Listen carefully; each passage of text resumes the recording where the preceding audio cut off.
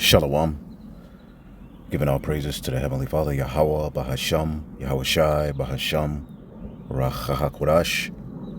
Double honors to the apostles, the bishops, and the elders at Great Millstone who rule well. Peace and salutations, as always, to the elect. And I wanted to do a response to this video uploaded by the Elder Apostle Tahar. All right, you can watch the video in its entirety. GMS declaring the end. Vocab Malone is hurting badly. Subscribe to the page and be edified. This was from I guess a debate or whatever it was between Captain Tazariak, Vocab, and as you can see, Eve wiggled her way up into the conversation. But I'm going to start at the point where she's no longer in the conversation. And pretty much, as the devil does, he's pretty much using Israelite talking points of having, the heathen in captivity in the kingdom of heaven, as if we're bringing out something that's contrary to the gospel of Jesus. All right. And when you go into the volume of the book, it's clear as day.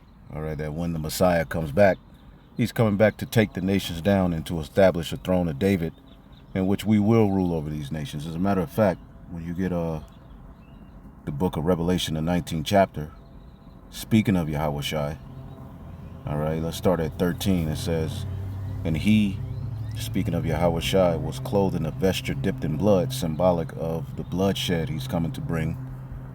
And his name is called the Word of the Most High. And the armies, all right, the armies, the angels, the chariots, which were in heaven, followed him upon white horses, symbolic of the chariots. And ultimately, these are the chariots of salvation as associated with the book of Habakkuk. Let's get it real quick. And it's just off the top of the head. I was listening to it. I just stopped it and decided to do this quick video. We'll see how far we can get with it. But you get Habakkuk 3. And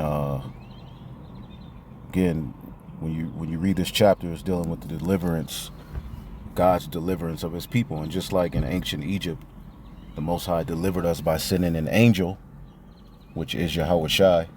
Paul tells you that in 1 Corinthians, that rock which we followed out of Egypt, that followed us, was Yahweh Shai.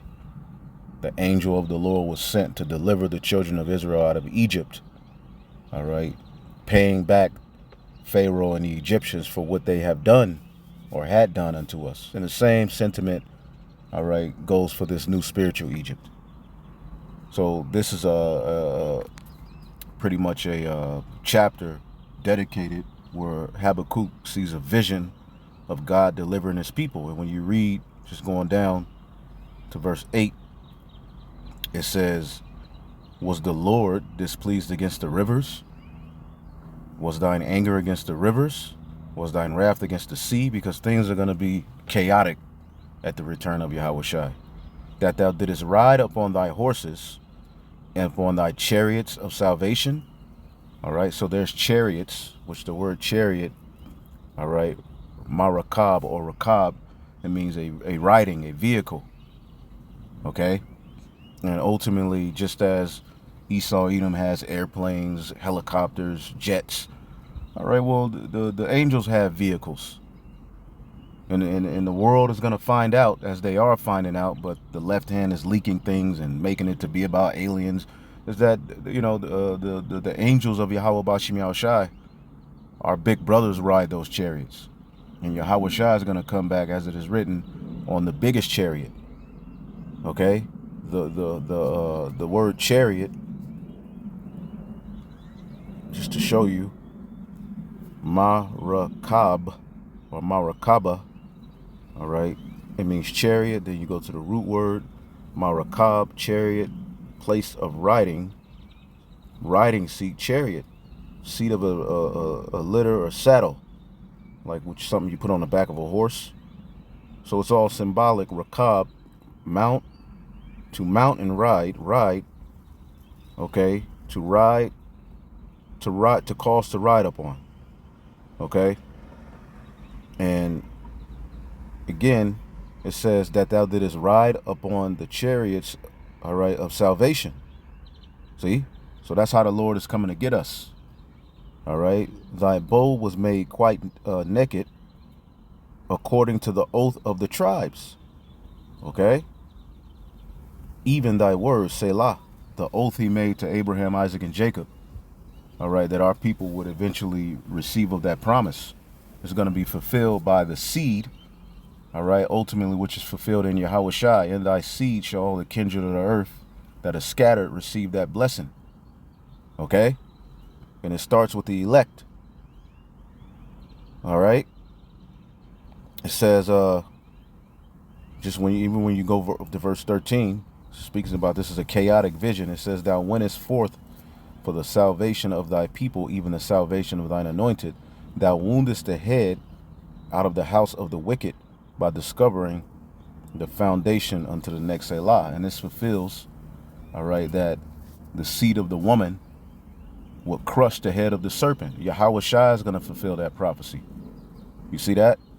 It's only through him we can be delivered. As the curse said, no man will be able to save you. Well, Yahweh Shai is going to have to come in his angelic power to deliver us. And when he delivers us, he's coming back to take down our enemies. Ain't going to be no talk of loving your enemy in that day. Okay? The enemies of Yahweh Bashim Yahweh Shai are going to get destroyed, going to be taken down and enslaved. All right? Now, going back to Revelation 19, all right, and 14, and the armies which were in heaven followed him upon white horses, clothed in fine linen, white and clean, and out of his mouth goeth a sharp sword, all right, the word, that fire, man, that with it he should smite the nations, and he should rule over them with a rod of iron, and he treaded the winepress of the fierceness of the wrath of the Almighty God. So this is speaking of what Yahweh Shai is going to come to do. He's coming back to smite the nations and rule over them with the rod of iron. And in Revelation, the 2nd chapter, he promised those who overcome. Okay. Revelation is the 2nd chapter in the 26th verse. And to he that overcometh and keepeth my works unto the end, to him will I give power over the nations. All right. Not only going to be joint heirs, all right, with the Yahweh Shai, we're going to be joint heirs in everything that he's been given. The heathen, as it says, ask of me and I shall give thee the heathen for thine inheritance. Well, we're going to share of that inheritance. All right. And rule over them. Okay. Yes, judgment will be, all right, exude, man. This honor have ye all his saints. That's written in the book of Psalms 149. Okay. So there is a judgment written, all right, that's coming to the heathen nations, man. And as you're going to see, Vocab wants to wiggle away from that with this love talk. See, they want us to teach the Bible how they taught us to teach the Bible, and we're no longer in that spirit. We got out of that Christian spirit, and we went into the volume of the book. See that? And he shall rule them, so he that overcometh and keepeth my works unto the end, to him will I give power over the nations, and he shall rule them with a rod of iron. As the vessels of a potter shall they be broken in shivers, even as I have received of my Father. And I will give him the morning star, the light that's going to be written in your inward part, the first dominion, the new covenant. Okay? He that hath an ear, let him hear what the Spirit said unto the churches. So ultimately, this is something that only the elect is going to digest and understand. The wicked won't understand. Okay, and when you understand, when you even read the book of Acts, the 1st chapter,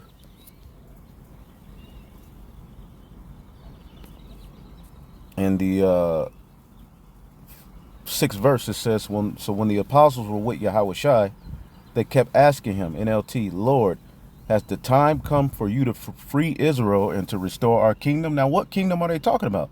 The kingdom they're talking about is the throne of David. Okay, pursuant to Luke, the 2nd chapter. Okay. Hold up. Or is it Luke, the 1st chapter? Salakia. Luke, the 1st chapter.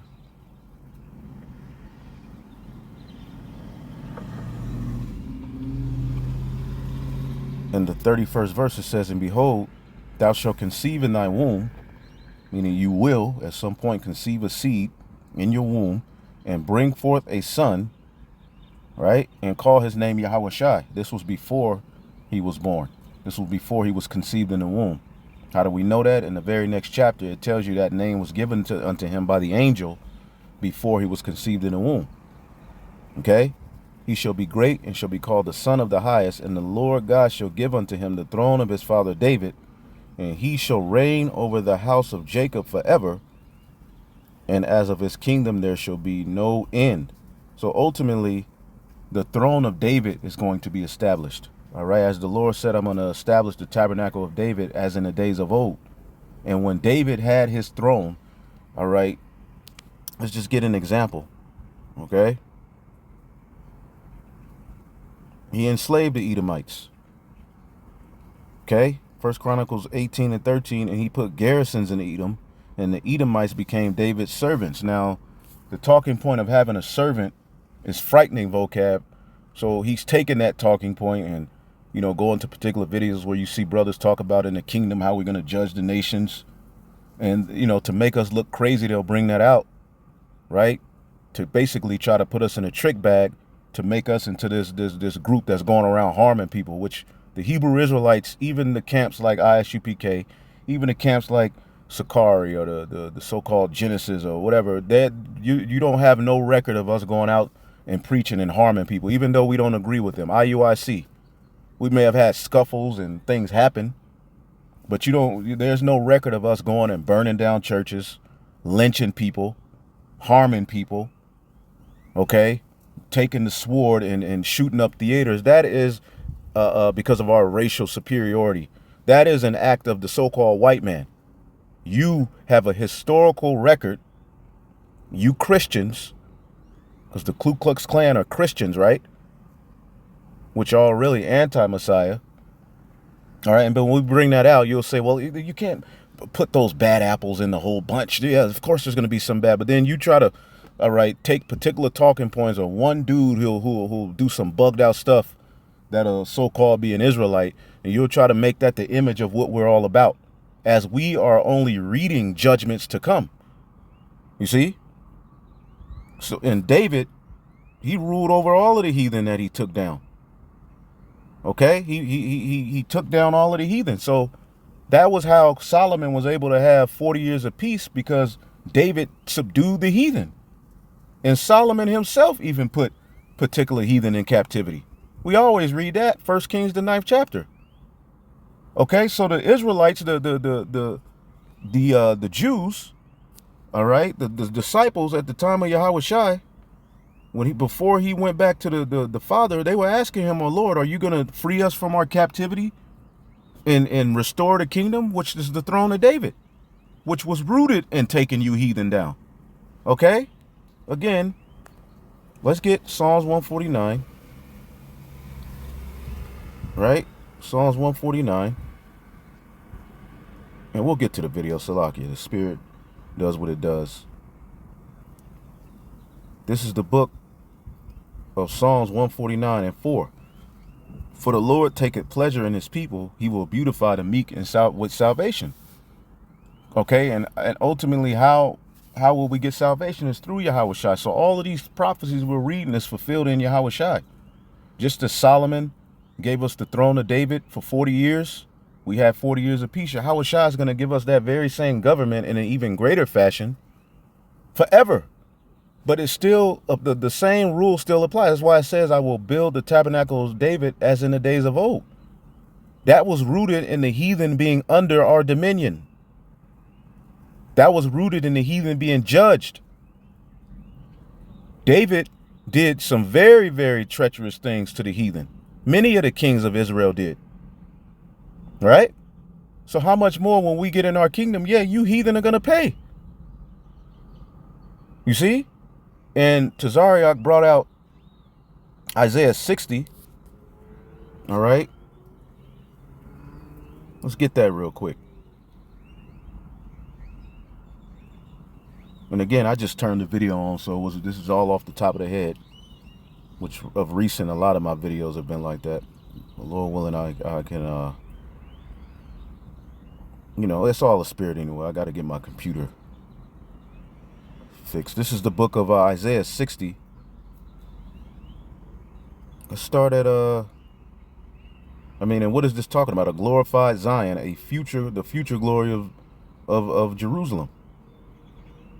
And either way it go, the wicked ain't gonna understand. The way that this book is written, it's written to ensnare people. It's written to have people to stumble. So a lot of these people who had a Bible in their hand, they read particular things in the New Testament and they think it cancels out things in the Old Testament, which are prophecies that haven't been fulfilled yet. They see love your enemy and they don't understand the context. Okay? As Israelites have always been going back and forth. This is why when the kingdom is set up, Judah and Ephraim will no longer envy one another. The tribes are going to be at peace. Okay? And that's a day we look forward to. Even these back and forths we have with the camps, that's only temporary. In the kingdom of heaven, we are all going to be on one accord. It just had to be that way. As Paul said, many of the people of Israel are now enemies of the gospel for your sake. Okay? So there had to be a rebellious batch of Israelites to fulfill the story, to fulfill the gospel, so that the elect can be glorified and standing firm. All right? And making their foreheads hard against their foreheads. That's just how the Lord wrote the story. We're just here to fulfill the Lord's will. We don't have a problem with it. You all have a problem with the Lord's will. Isaiah 60, I'm going to just jump down to verse 10. And the sons of strangers shall build up thy walls, and their kings shall minister unto thee, serve unto thee. For in my wrath I smote thee, but in my favor have I had mercy on thee. Therefore thy gates shall be open continually, meaning things are going to be flowing. It's going to be a perpetual business. The kingdom of heaven, all right, just like Solomon's kingdom, is going to be a business as well, a highly functioning business where things flow, man, and the resources of the earth will be used to help the earth. Okay? It says, they shall not be shut day nor night, that men may bring unto thee the forces of the Gentiles, and that their kings may be brought. See? The kings of the world will be led captives, NLT, in a victory procession. So the kings of the earth will be captives, man. This is the future. When did this happen? For the nation and kingdom which will not serve thee shall perish, yea, those nations shall be utterly wasted. You see? So Tazariak brought this out because Vocab is making this big deal that Captain Tazariak basically said in the kingdom, you know how we jest. If a heathen don't give me 50 push-ups, you know, I'm gonna beat it, you know, I'm gonna do this, I'm gonna do that. How we talk. And Vocab was saying that's not of Christ. So Tazariak brings this scripture out, and Vocab said that's not talking about people. So this dude is completely unreasonable. And we get it, a lot of you people that watch the video, why do y'all even give him the time of day? Well, we're not going to give him the time of day as to go on his platform. But we're set up to defend the gospel, man. If the Spirit moves us to do a response to something, that's the Spirit. It's just what it is, man. We were set as defenders of the gospel. You know, a lot of times I love to ignore Vocab. He gets on my damn nerves, but there's certain points where the Spirit tells us to do videos. Some do more than others on that topic, but sometimes, this is what we do. This is why we were born, right? To do exactly what we're doing. This is what we're doing with our life. All right? So the nation that won't serve us is going to perish. They will be destroyed. Point blank, period. And let's read this one last scripture and get to that video. Psalms 149 and 4. For the Lord taketh pleasure in his people. He will beautify the meek with salvation. Let the saints be joyful in glory, and let them sing aloud upon their beds. All right? In their rest. Okay? Victory. Let's look up this word bed. Never looked up that word bed in the Hebrew. Mashkab. Lying down, couch. Briar, act of lying, meaning you in your rest. Sleeping room, lying down for sexual contact. To lie down, to lodge, to relax, to rest. Okay, so we're going to be at rest. in the kingdom of heaven, because this is associated with salvation, right? Let the high praises of the Most High be in their mouth, and a two-edged sword in their hand, to execute vengeance upon the heathen and the punishments on the people, to bind their kings with chains and their nobles with fetters of iron. Okay, to execute the judgment on them written. This honor have all his saints. Praise ye the Lord. So this is written. So we ain't just making it up with some bloodthirst to get vengeance. Yeah, we want vengeance, but this is written, so we going with what the scriptures say. So let's listen to some of this video, and we'll get up out of here. I mean, when you listen to the first 15 minutes, this guy is completely squirming all over the place. But let's just start here, because Eve is about to leave. Pastor, I got two more. Let me switch this out. I'll bring you on this other screen here real quick. Okay. I got like about 5 more minutes maybe. But what I wanted to say though, okay, in Revelations the 18th chapter, when it talks about Babylon, regardless of what you or who you think the people of Babylon is, in Revelations the 18th chapter, there is a nation that's getting rewarded double, right? Sorry, I'm trying to mess with the settings on this. Go. See how he ran from that? Now, in Revelation the 18th chapter, there is a nation, right, written of to receive judgment, the fall of Babylon. And there, not only is this a nation, but there's a nation of people who run this. This is why the scriptures say Esau is the end of the world. When the scriptures say Esau is the end of the world, prophetically, all right, the end of the world, all right, is associated with Babylon the Great. Okay? The kingdom of heaven comes after this great judgment. Okay? The great whore. All right? As a matter of fact, when you read the very next chapter, Revelation 19:1, and after these things, after what things? Babylon being destroyed, taken down with fire, the apostles and bishops and the rejoicing over her, the great millstone being cast down, the Babylon being destroyed, the nations wailing and crying at her fall, all of that. But after that, it says, and after these things, I heard a great voice of much people in heaven saying, hallelujah, salvation and glory and honor and power unto the Lord our power. For true and righteous are his judgments, for he have judged the great whore which did corrupt the earth. So this is happening on earth. These are the people on earth ruling with her fornication, and have avenged the blood of his servants at her hand. So just like Pharaoh fell because of what he was doing to the Israelites, and the Egyptians, what they were doing to the Israelites, this whore is going to fall for what they did to the Israelites. Okay, and all of the wickedness that they did throughout the four corners of the earth, destroying the earth, not holding to the laws on how you're supposed to govern the earth, GMOs, pedophilia, all of this is what you devils are going to pay for. You think chasing the Israelites around, trying to make us look crazy, is going to take away from the judgment written that's coming into you? Absolutely not. You are written to receive a judgment, and you know it in the back of your head. That's why you're creeping around, because there came a point where Vocab listened to us and he said, what if they're right?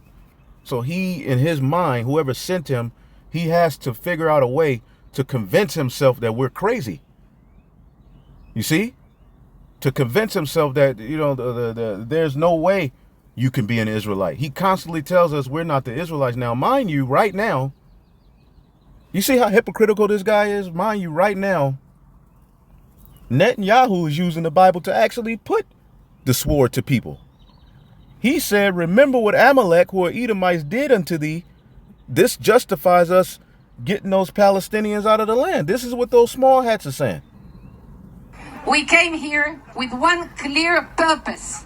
The purpose is to settle the entire Gaza Strip, not just part of it, not just a few settlements, the entire Gaza Strip from north to south. There are representatives here of 6 groups with more than 700 families. That is thousands of people who are ready to move to Gaza now. As a result of the brutal massacre of the 7th of October, the Gaza Arabs lost the right to be here ever. So they will go to the different countries of the world. They will not stay here. The world still has hesitating, but we will convince in different ways. We'll convince the world. You must remember what Amalek has done to you, says our Holy Bible, and we do remember, and we are fighting. Our brave troops and combatants who are now in Gaza or around Gaza and in all other regions in Israel are joining this chain of Jewish heroes, a chain that has started 3,000 years ago from Joshua ben Nun until the heroes of 1948, the Six-Day War, the 73 October War, and all other wars in this country. Our hero troops, they have one supreme main goal: to completely defeat the murderous enemy and to guarantee our existence in this country. We've always said, never again is now. So what if we took what happened to us here in America and said, well, we're going to take up the sword against Amalek and use that as a justification to bomb, right? Why is vocab silent on that? Yet he takes little clips from certain videos of brothers talking about what's going to happen in the kingdom and make a big deal out of it. That's because in the back of his head, he's starting to say, what if I am an Edomite? Because he is an Edomite. Anyway, let's watch how he dodges the question. Let's go back a little bit.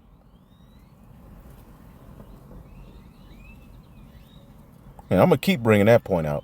Okay, in Revelations, the 18th chapter, when it talks about Babylon, regardless of what you or who you think the people of Babylon is, in Revelations, the 18th chapter, there is a nation that's getting rewarded double, right? Sorry, I'm trying to mess with the settings on this. Go ahead. I'm trying to fix your parameters here because it's all like jacked up. What I really want to try to. Oh yeah, see, I'm a little higher. Yeah, I'm trying to fix. They ain't got to see me. They can hear me. They know what I look like. I really, to me, it's most important to try to talk about the video. That's the topic of the thing. See, he didn't even want to talk about Revelation, the 18th chapter. But let's just listen to the serpent, and then we'll get up out of here. That was in the video. So I thought you were going to talk about. No, I am. So when Tommy G and Commander Jenny Hanna was talking, well, another part was when the brother said, "What happens if we love you? What would that do for black people?" That's what he asked Tommy. Mm-hmm. And so Tommy is like, "Well, I think it's good for all of us to love each other." And see, vocab has a very, very cunning, deceptive way of not answering questions and then deflecting everything back on you. You know. But pretty soon we ain't gonna have to deal with this devil. You know, pretty soon he's gonna the prophecy is just gonna be fulfilled. You know, and we'll see. But our position is that black people have loved white people forever. Like ICBK is a minority. We're not the majority. The majority of black people genuinely try to get along with white. You got to pay for what your forefathers did. What you came back as you are your forefathers reincarnated. People fit in Isaiah 14 and 21. their system, fit in their government, fit in their society, and it's always And if you don't like the fact you always end up at the bottom. I think Martin Luther King is an excellent example of that. Like they unalived their brother when he was doing everything that is the opposite of what you're saying we're doing. Well, the thing is, he asked the wrong question, saying, what does this do for black people? First of all, leaves out the Hispanics and Native Americans, you say, are part of the 12 tribes of Israel, number one. Number two, the answer is, that's the wrong question to what Tommy G said. He's not a believer, so he's not going to give a theologically robust answer. Here's what it should have been. That wasn't a scriptural question. I know, but here's what it's all about. That's obeying Christ. Because if you view this nation... You Edomites you really still believe you're in charge. After the 3 days and a half, pretty much the understanding was given unto us, and your narrative and your superiority and your philosophy, your doctrine was out of the door in the minds of the elect. Again, Isaiah, the 10th chapter. Let's get it. Give me 1 second. All right, Isaiah 10 and 20, it says, "And it shall come to pass in that day, all right, that the remnant of Israel, is such as are escaped of the house of Israel, of Jacob, shall no more again stay upon him that smote them." Okay? But shall stay upon Yahweh, the Holy One of Israel in truth. And this word stay, right? All right. Shayan, to lean on, to trust in, so to lean on for support. So we're no longer leaning on you Edomites for support. All right? We don't need your approval. You see what I'm saying? You all of the opinion we need your approval for our doctrine to be, all right, solidified. Those days are gone, Jack.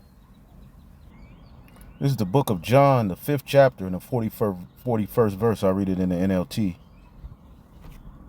All right, and this is Yahushua speaking to the wicked scribes and Pharisees. But it said, but this goes to you too. It says, your approval means nothing to me. See? Your approval, we don't need your approval, Jack. Because I know you don't have the God of Abraham, Isaac, and Jacob's love in you. All right? So, again, you approve Dr. Brown, you approve Netanyahu, you approve of all of these people who are completely going off. But somehow, some way, we're just the wrongest of the wrong, even when you don't know we wrong. There's no way we can be the Israelites, but these bunch of people walking around with hair growing down their neck and braids on the side of their head with small hats on, somehow they're just humping the wall. That's cool. So your approval means nothing to us, man. We don't need your approval, man. We have Yahweh Ba'Shem Yahushai's approval. As your enemy. Christ says to love your enemy in Matthew 5. So the question is not, how does this better the Enemies are talking about the enemies of your people, not the Romans. people that I have my eyes on that I most care about? The question is, how does this please my master, Jesus Christ? That's what UPK's But problem they is. wasn't having a biblical conversation, though. But a man of God, that's how he would answer. Not in something about whips and change and financial status or anything like that. So And when has America ever shown love? Here it is. We're required to love. And there's no hate. There's no hate of Jesus. Well, the scriptures tell you there's a time for love, there's a time for hate, there's a time for war, there's a time for peace.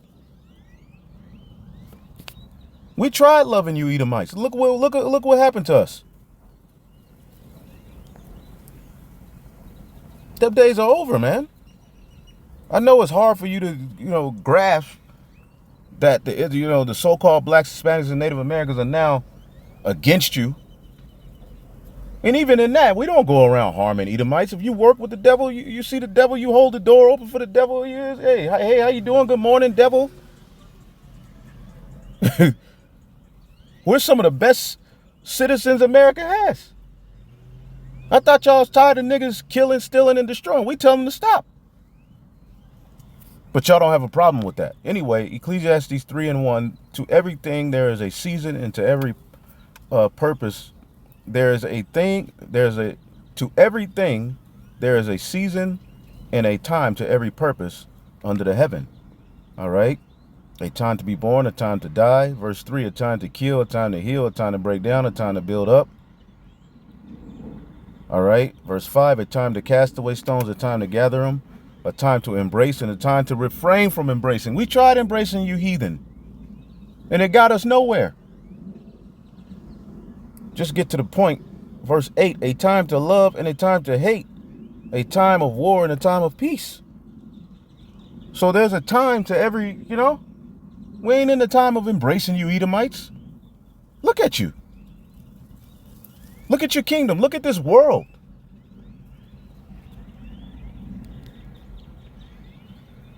improvement on this temporal earth with this temporal kingdom. The issue is That's because you haven't been through oppression. No. It's you because haven't been enslaved, and you're not the descendants of slaves to understand oppression. No, that's not why. That's a cheap shot. The reason is because here's the reason why. Because I love Jesus and want to please him. When have I we hate Jesus. ever heard Johanna talking about pleasing his master Jesus Christ? Never. I just hear him bragging about Jesus means yes, pig. That's a transliteration, not a translation of the word Joshua. That's not even a real word. The name is Yahawashi. It's synonymous with Joshua. Yah, he, Hawashai, salvation. That's why in the book of Acts, when it's talking about Joshua, it says Jesus because it's the same name. We ain't calling on Jesus. And I did a video going into how that really is, that name itself is really tied to some left-handed gods and goddesses, man. There's wickedness. No Israelite at this point in the game should be calling on Jesus, praying to Jesus. It's a snare in that. Said in that video. I hear him saying this. That's what he said in that Here's video. what I hear him saying, and here's what I see on the screen when he appears with your editors. He's second only to We Christ. didn't edit that video. No, we didn't edit that video. You hear a word and didn't hear what I actually said. I said your editors on the video. What I mean is your editors place the subtitle or the subscript when he appears, not on that video, on other UPK videos that say he's second only to Christ, commanding General Yohana. My point by saying that is you're not interested in pleasing Jesus. You're interested in making Yohana be in rank just under Jesus. Yeah, and Yohana's going off, talking about he's second in command under who the world calls Jesus Christ. Well, that means he's saying he's David. is a ludicrous notion in so many ways. Why would Yohanan be doesn't second only make to sense. Christ? Yeah, I would never say nothing like that. I would never say that. I'm hoping I'm one of the elect. You know, David said he said he'd be a porter. Let me see if I can get that. Let me see if I can find that. I haven't gone through that in a while. Doorkeeper, porter. Let's see what comes up. Okay, should be easy to find. Bear with me for a minute.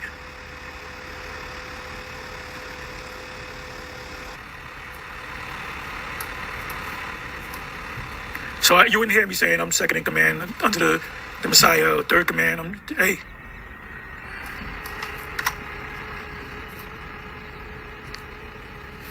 For a day in thy courts is better than 8,000. I had rather be a doorkeeper in the house of my power, or God, than to dwell in the tents of wickedness. That's what David said in the Psalms. Is it a Psalm of David?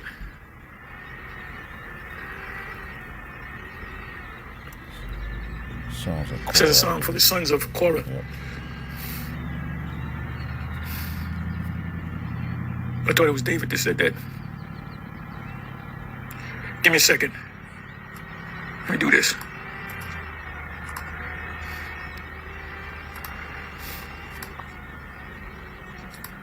Who wrote Psalms?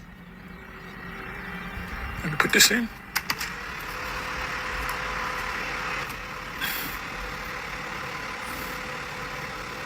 The description of the Psalm says that it was written by the sons of Korah. This group of men wrote 11 of the Psalms. Okay, so it wasn't David, but that's something that David would say. Right.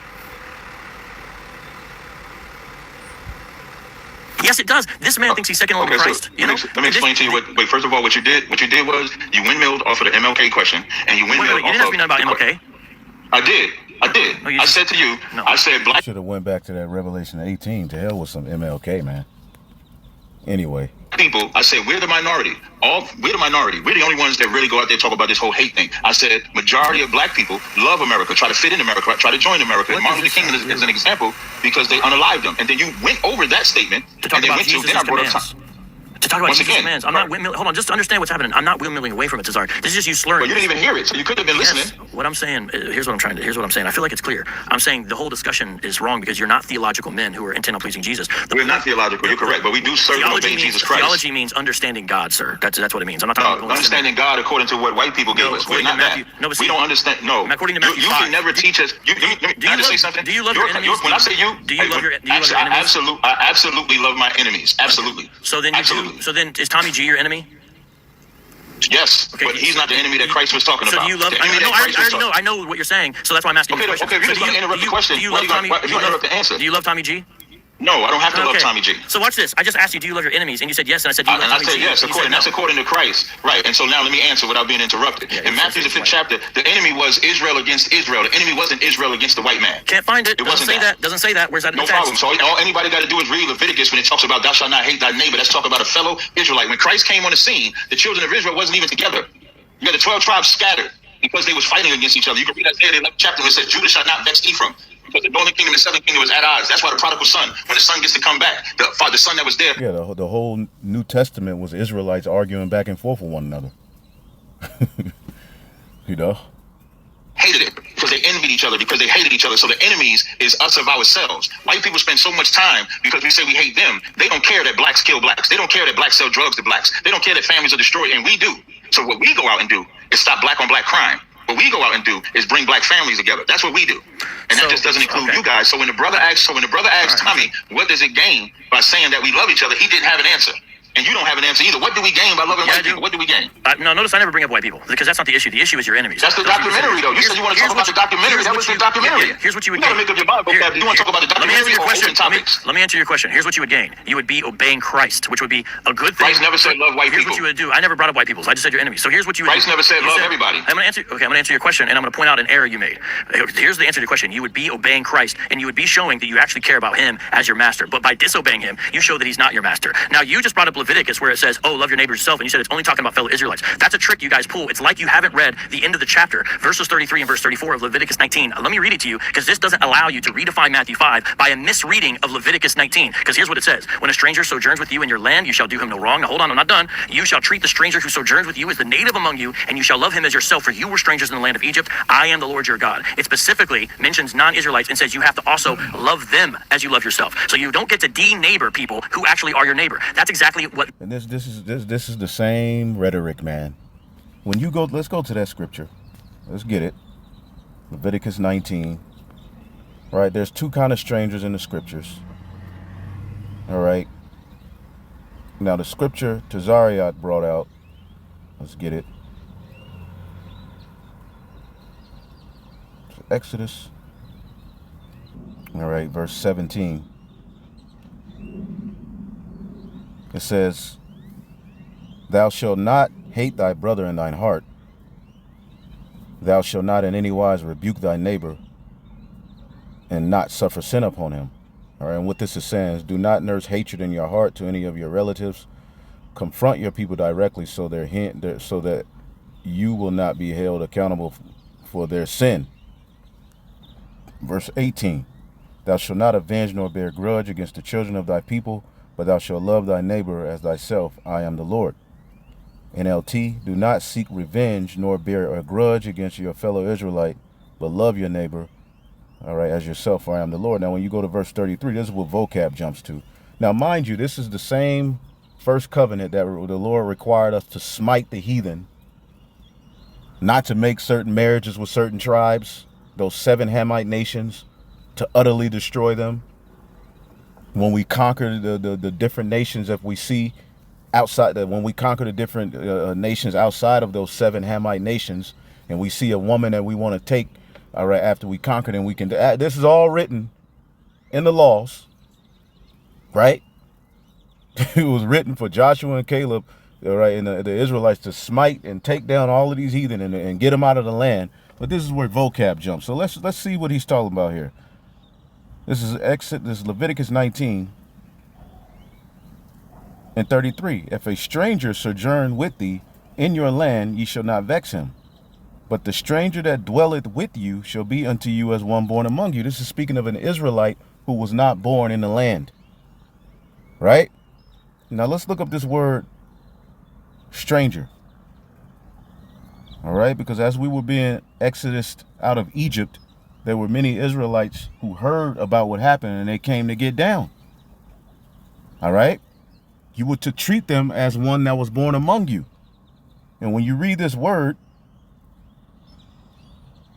stranger, all right, it's gar, sojourner, a temporary inhabitant, a newcomer lacking inheritance rights, of foreigners in Israel through conceded rights. So again, if you was of the tribe of Gad, okay, you would eventually prove you was of that tribe, and then you can have inheritance amongst the tribe of Gad. Heathens couldn't get inheritance amongst the Israelite tribes. Even other Israelite tribes couldn't get inheritance rights in another Israelite tribe's land. So this stranger is talking about an Israelite, and the word gar comes from Gershom, which means what? Let's look that up. Moses' son. Is it Gershom or Gershom? Give me 1 second. This is Exodus 2 and 22. And she bare him a son and called his name Gershom, for he said, I have been a stranger in a strange land. This is Moses' son that he had by a Midianite woman, all right, who was not an Israelite, right? But guess who that son was accounted for in the genealogy? He was a Levite, okay? Showing you the father determines the nationality of the son. But the name Gershom is where you get gar, Gershom, foreigner. All right. Ultimately, he's an Israelite, but he was born in a foreign land. In this instance, he's a Midianite. All right. He was not a Midianite. He was born in the land of Midian, where Moses was at. Okay. So ultimately, Gershom, this is an Israelite that was born in a foreign land. That's where you get that word gar. I mean, it just means foreign. Ultimately, you had Israelites born outside of the land. Okay?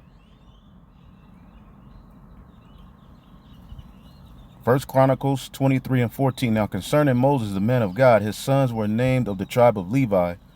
The sons of Moses were Gershom. He's a Levite. But what was his mother? A Midianite.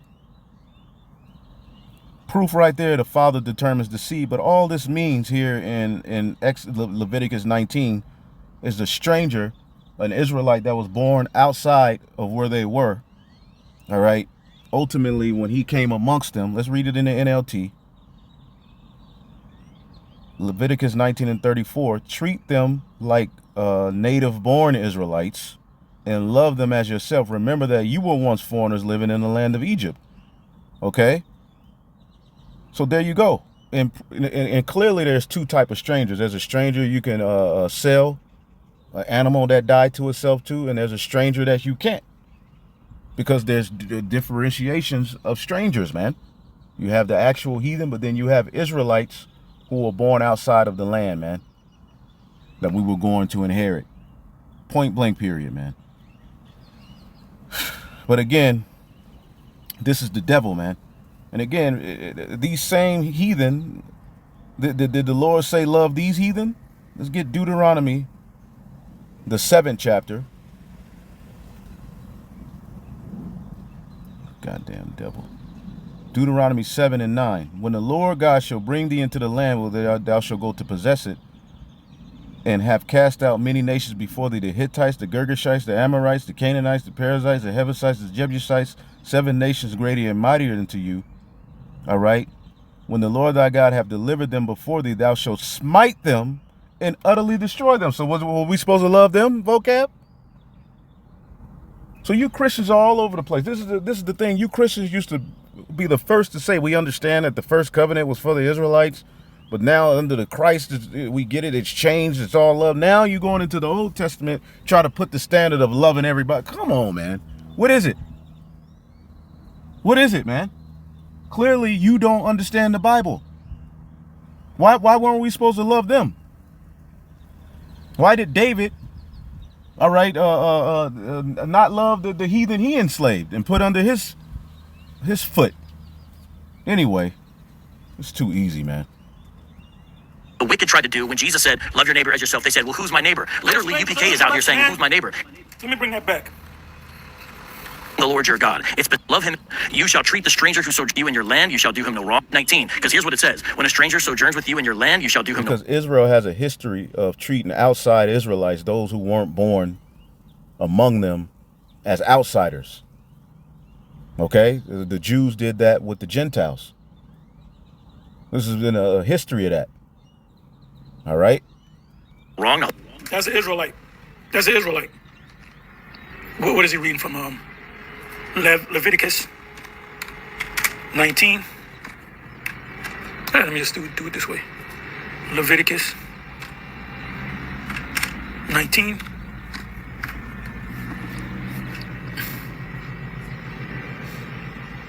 We'll let it play a little bit more. I mean, it's the same old, same old. I'm sorry, did he quote it from 19? Okay, 33. And if a stranger sojourn with thee in your land, ye shall not vex him.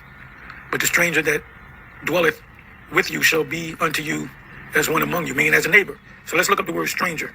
And just like it says, Judah shall not vex. All right.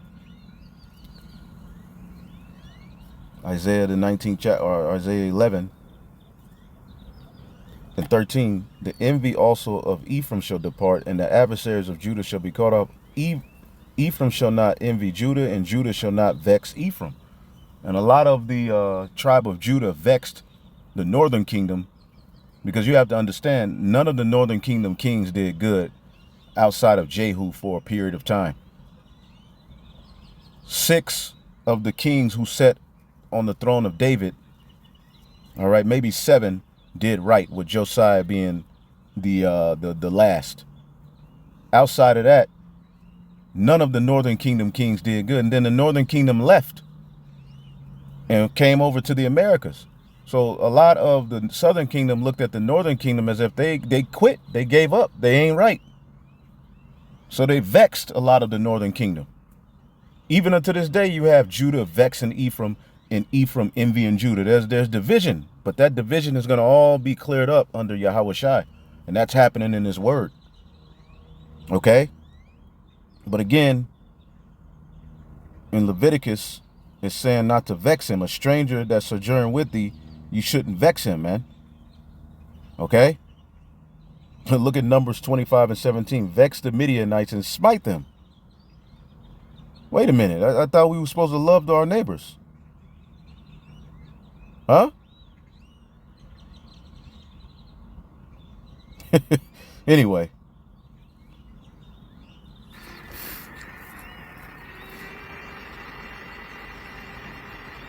Words are important. You have to know the meaning of the word. The word is Gar as opposed to Nakar. Temporary inhabitant, a newcomer lacking inherited rights. Until they say they want to live there, then they get a plot of land. They find out what tribe they're from, they get the plot of land. Right, because you have the rights of return. As a matter of fact, you get what was that, Leviticus 25?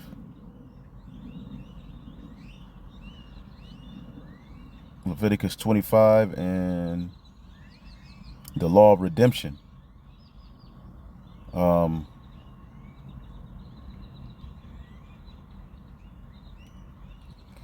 Leviticus 25 and 24, and in all the land of your possession ye shall grant a redemption for the land. If thy brother be waxen poor, all right, and have sold away some of his possession, and if any of his kin come to redeem it, then shall he redeem that which his brother sold. All right. If one of your fellow Israelites falls into poverty and is forced to sell some family land, then a close relative can buy it back for him. There's another one as well. All right. But pretty much, yeah, that's the law of the land redemption. But when you deal with inheritance amongst the tribes, it was always for the tribes, and within tribes you couldn't cross inherit. So that couldn't be talking about a heathen. Okay? Let's go back. Gad, the lineage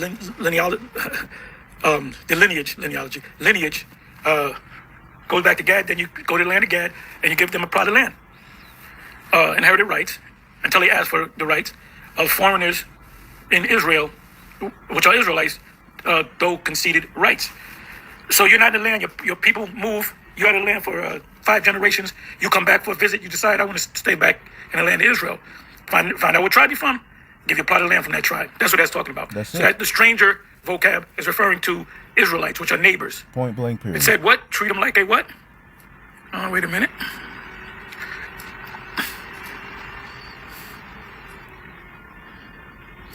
But the stranger that dwelleth with you, you shall be unto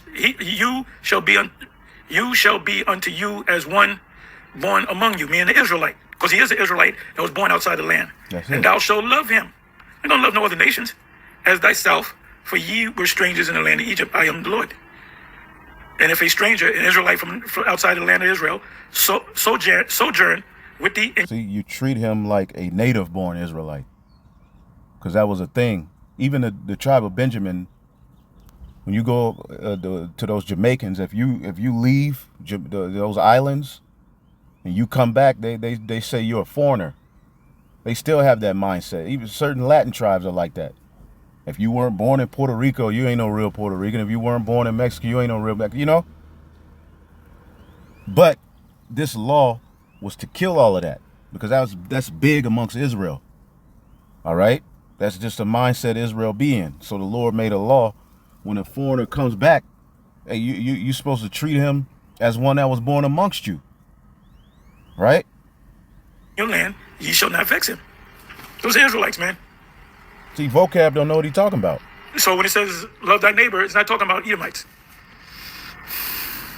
And he's losing, man. He's ready to get that straight jacket put on him and put in a padded cell, getting fed prescription drugs and applesauce and water.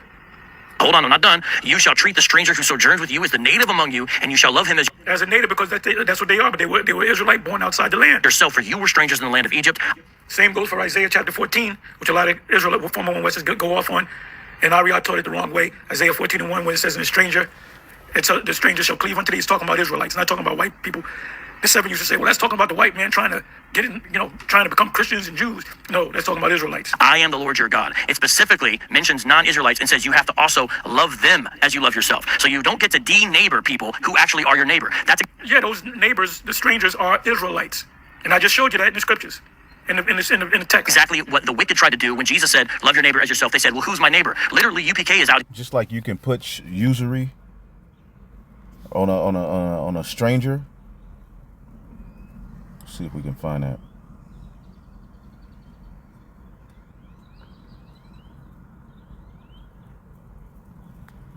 Deuteronomy 23:20, unto a stranger thou mayest lend upon usury, but unto thy brother thou shalt not lend upon usury. So there's two type of strangers in the scriptures. All right.